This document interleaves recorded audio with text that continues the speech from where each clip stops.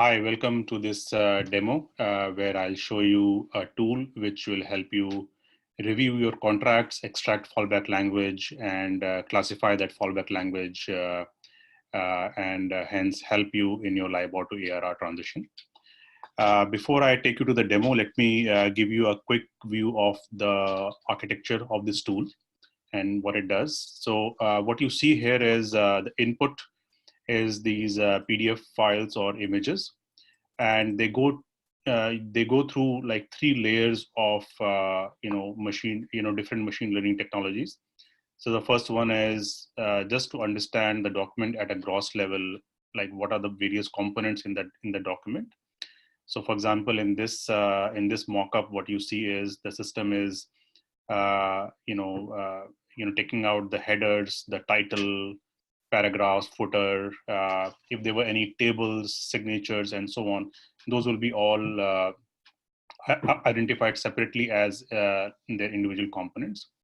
Then from those components, the system goes on to a classification layer where it where it classifies those components into whether they are fallback language or not, a Libor fallback language or not. And once it finds those areas of interest, right? Now, just to note, right, that this first step may have anywhere from 20 to maybe even 100 pages in the contract, but from that in this second step, the system has narrowed it down to like a couple of paragraphs. So that itself is a huge saving in terms of the human effort required to review these contracts. Though this tool doesn't stop there, it kind of goes one level further. It again tries to classify these Libor covenants, these fallback clauses, into like a good fallback clause versus not so good fallback clause, and therefore it is able to give you a sense of which contracts you need to review more urgently versus other. And obviously, if there is a contract which doesn't have a fallback at all, then that becomes even higher risk contract from a Libor to ARR transition perspective. Finally, what we also propose, though this may kind of vary from implementation to implementation, is that we combine this intelligence, right? This intelligence of what this contract really has in terms of fallback language with the trade data. And once you have that, then you can slice and dice your risk, your contract risk, by all the attributes that are available on a typical trade record. So for example, in case of loans, you can say that, hey, what is among the contracts that have principal outstanding of, let's say, more than $100 million, then what is my risk, right? So you can do a much more granular level of analysis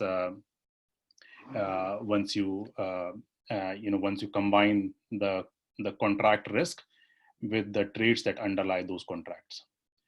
So with that, let me take you through the demo. So as you saw, what I'm going to show you is the output of output of training that was done based on the syndicated loans data. And what you're seeing here is really a dashboard. So this tool was built by Wipro and a New York-based fintech firm. They're called Alchemy. So let's see what we have here to offer. So the first tab is the contracts tab. Basically, what this is showing you is what are the various contracts, right, that you process through the system. Now, since for the training purpose, for the POC purpose, getting a large number of contracts in public domain is difficult. What we did was took the credit covenants that were available on the SEC Edgar website.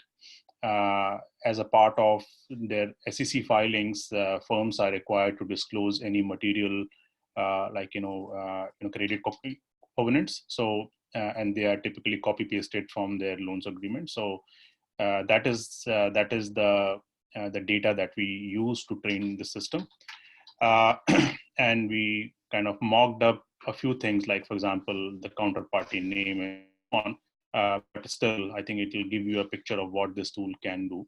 So this is one contract identifier. Once you click on it, it is now showing you the language which has, which is of interest, right? Which has something to do with Libor. And in this first example, we call it high risk, as you can see from the icon here.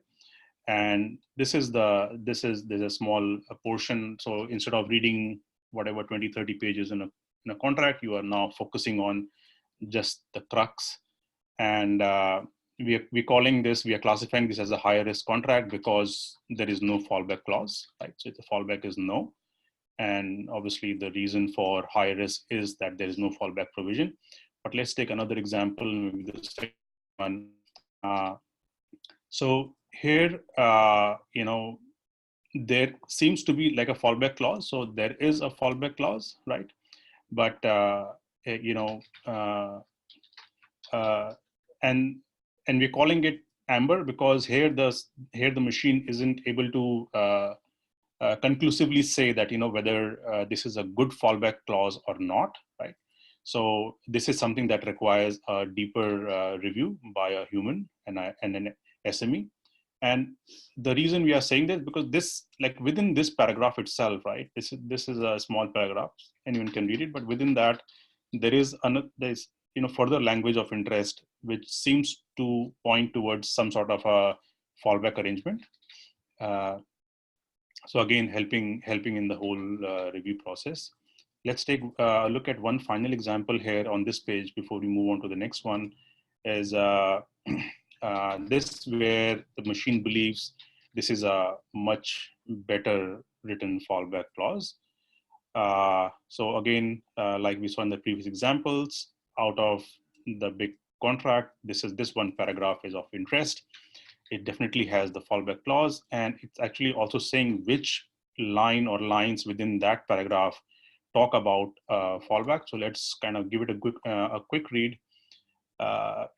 So in the event that such rate is not available for such time for any reason, then the Libor rate with respect to such euro-dollar borrowing for such rate determined by the administrative agent to be average of the rates per annum at which deposits are offered and all that. So it kind of gives you a way out in case Libor was not available, and allows for the contract to remain enforceable and not become invalid. So that's the reason we believe this would be a reasonable, fallback clause, to consider.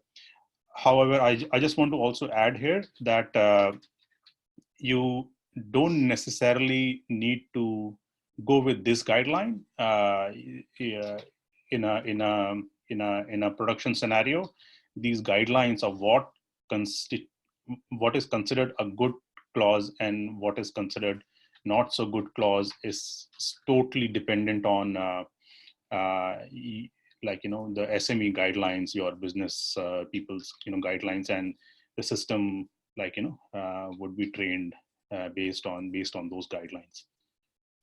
So let's look at a few other. So I was speaking in my earlier slide about how how the trades are combined.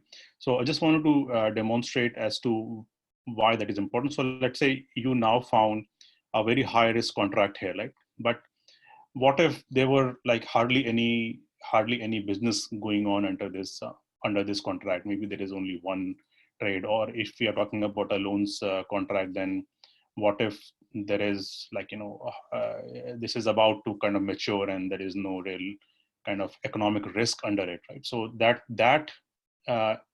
element we could get by trade. So basically this combining with trade, and then you can look at, hey, how much business am I doing under this contract? That's the element. And once you have that data, right, once you have that the contract data, how risky the contract is, whether there is fallback or not, and then finally you combine that with your trade information, you can generate like, dashboards, right? And then slice and dice your risk by pretty much any attribute that you have on your trade file. Uh, so I think that kind of concludes the demo, but please feel free to reach out and send an email to your client partner. I'll also upload this onto the YouTube. So, and I'll leave my email address in the comment section below on YouTube. So please don't hesitate to write back to me or reach out to your client partner for any question that you might have. Thank you.